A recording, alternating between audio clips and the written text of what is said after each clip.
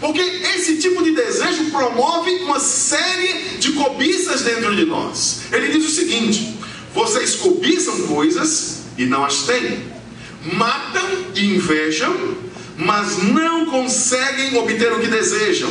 Vocês vivem a lutar e a fazer guerra. Por quê? Porque a alma não está em paz. Porque o coração está como um vulcão, se revolvendo por larvas, e a alma está completamente frustrada, completamente descontente com tudo. Porque nós achamos que não temos recebido da vida o que nós merecemos. Os sentimentos de grandeza, na verdade, nos frustram.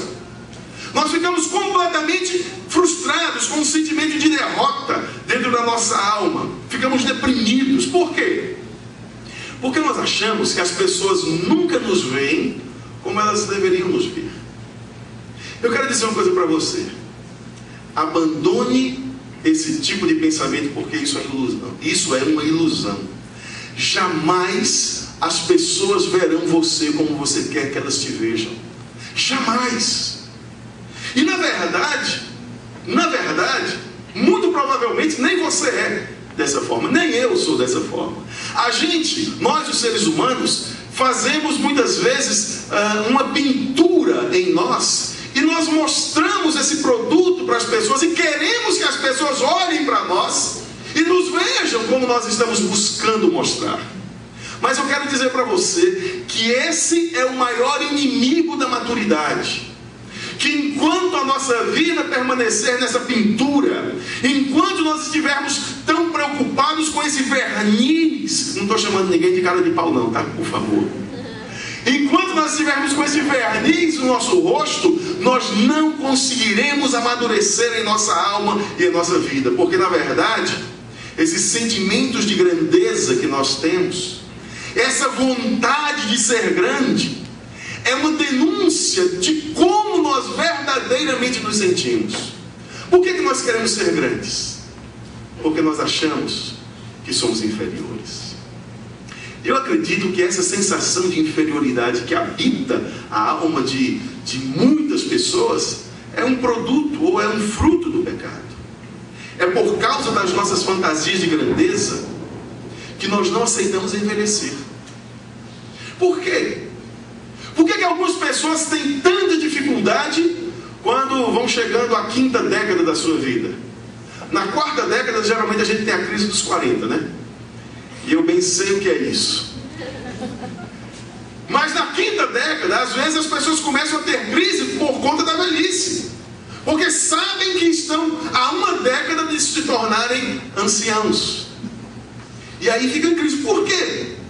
Porque a velhice nos fragiliza mais do que aquilo que a gente aceita. Porque nós sabemos que quando nós começamos a ficar mais velhos, nós somos mais sujeitos a alguns tipos de enfermidade. Nós não temos mais o vigor da juventude. E o mais difícil é o seguinte: você tem a cabeça de 30 anos, mas o corpo não consegue te acompanhar. Por isso que para nós é difícil.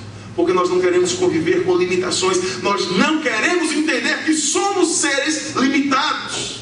É por causa dessas fantasias de grandeza que nós não aceitamos a morte com resignação.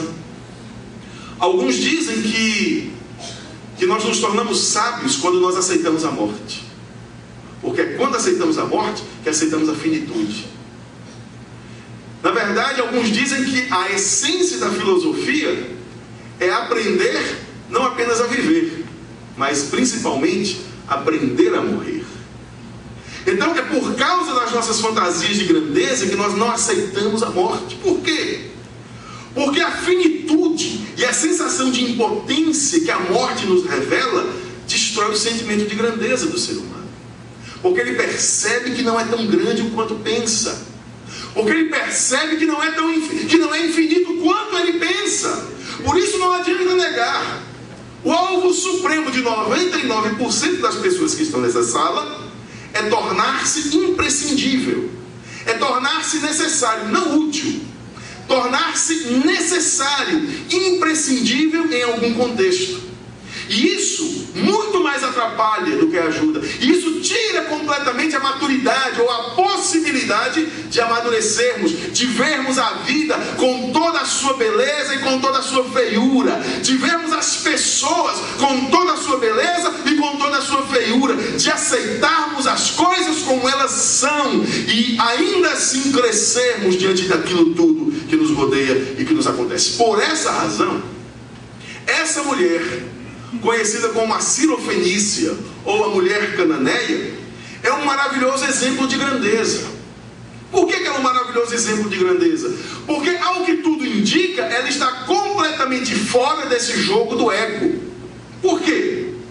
Antes de dizer o porquê, eu gostaria de explicar para você um pouquinho do contexto dessa mulher. E um pouquinho do contexto de onde surge a história dessa mulher. Mateus está narrando a vida de Jesus e há um flagrante, porque o capítulo 15 começa Jesus trabalhando algumas questões com os fariseus. Como sempre, grandes embates entre Jesus e os fariseus. E Jesus está denunciando coisas que os fariseus fazem que adoecem a alma.